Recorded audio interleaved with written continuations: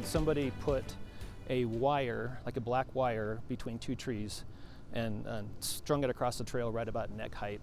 And I got pretty fortunate because when I was riding, I was looking down because there was a bunch of logs on the trail you had to jump over. And I looked down and the wire caught my helmet and then went into my mouth and scraped me like that and threw me off the back of the bike. It could have been a lot worse. You know, it could have hit me in the neck, could have caused like more permanent damage. Yeah, scary situation there. A Utah dirt bike rider you just saw there was knocked off while riding as a hidden black wire was tied between the two trees, as he said. Yeah, luckily that rider okay now, but the trap that was set could have caused serious damage. Yeah. So to learn more about trail safety and this incident, we have that rider, Daniel Bender, and Nick Harris from the American Motorcyclist Association joining us today. Thank you, both of you, for being here. We appreciate it. Yeah, is this a rare thing that happens out there? I can't see that being a problem where we see this quite often. Yeah, I can tell you from my experience, I've been riding for about 40 years, and of course this was the first time I experienced it. Did not expect it at all. I was just enjoying the fall colors and a beautiful day on the bike.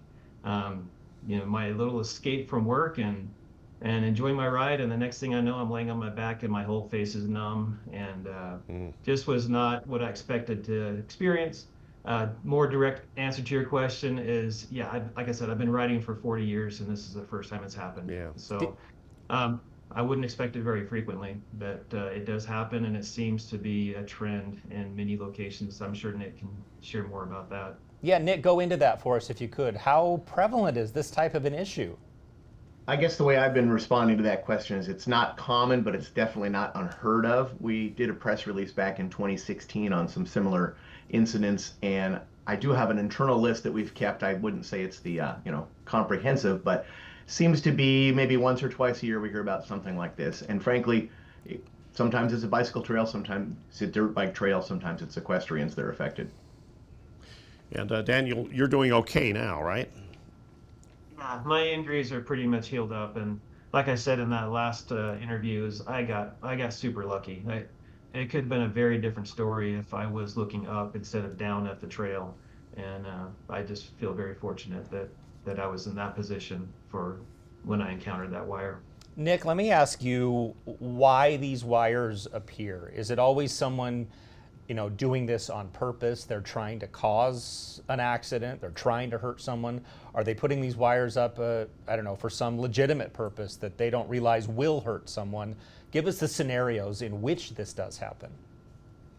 I've got to say, I can only speculate, but I would assume this is someone trying to honestly injure or kill someone. I have heard of instances where someone has hit a cable that was across private property.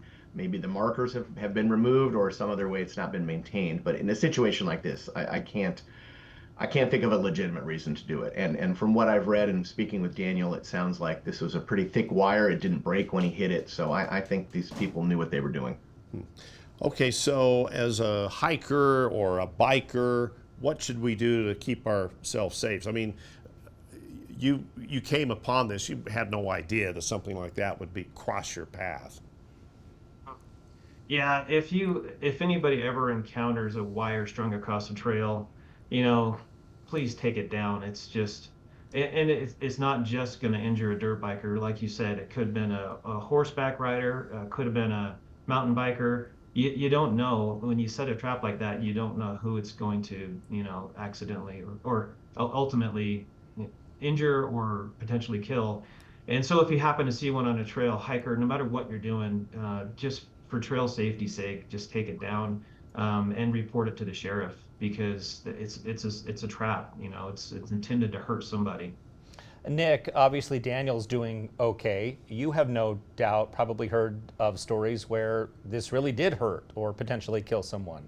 Can you share any of those stories with us? I was trying to look back on this. You do occasionally hear of some instances like this. I've definitely heard of someone being injured. There was a gentleman in California years ago who was injured.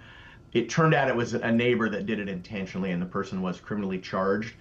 As far as so I don't want to say I've heard of a lot of people dying, but it's clearly something that could happen. And I do wonder sometimes if we don't hear about it, or if it just simply is, handled locally and it doesn't get the national coverage that this incident has. And I really do appreciate you guys showing in covering this issue.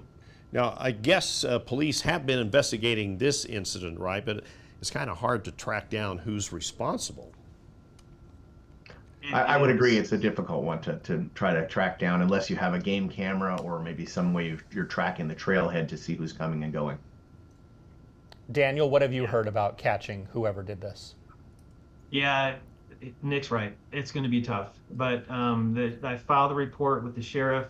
If anybody has any information about that that incident or whoever might have set the trap, there is a reward for it. There's been a lot of people in the local dirt bike community that have come up with donations of $500 here, $1,000 here, $100 here, and I really appreciate everybody who has contributed their own personal money to try to bring attention to the matter. The total reward right now, as I understand it, is $3,800. So if you have any information about the case that might lead to the arrest of the person who put this up, there's $3,800 out there for you. If you do know anything, contact the sheriff and reference case number 25UC13573. And you reference that number, you'll get in touch with the correct sheriff who's investigating the case. And then, Nick, give us your sort of final plea to everybody out there with in regards to this issue. I honestly just want to remind folks that at the end of the day, Daniel deserves to get home to his family and his wife and children, and everybody else does too. And I think sometimes you see a lot of emotion around public lands and different user groups that are somehow claiming that they're being displaced or that they deserve it more than somebody else. And that's a discussion to be had with land manager. That is not grounds for attempted murder. Daniel, Nick, thank you very much for being with us. And Daniel, we're glad that you're doing fine and you've healed up. That was a real close call, though. Thank you very much. I appreciate it. Yeah.